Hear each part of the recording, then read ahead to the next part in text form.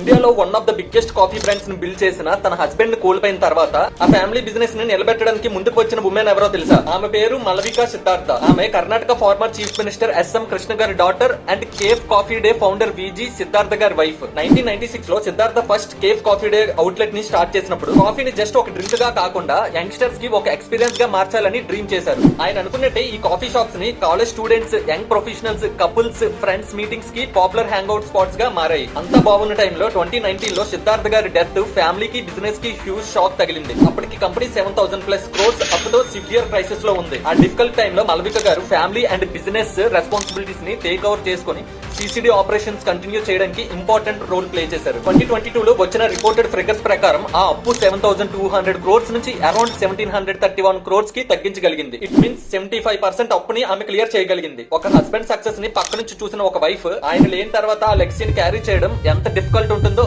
Imagine చేయండి. అందుకే cafe coffee day story coffee business story మాత్రమే కాదు, ఇది లాస్ తర్వాత కూడా ముందుకు నడిచిన ఒక family story. For more interesting videos please subscribe to our channel. Thank you.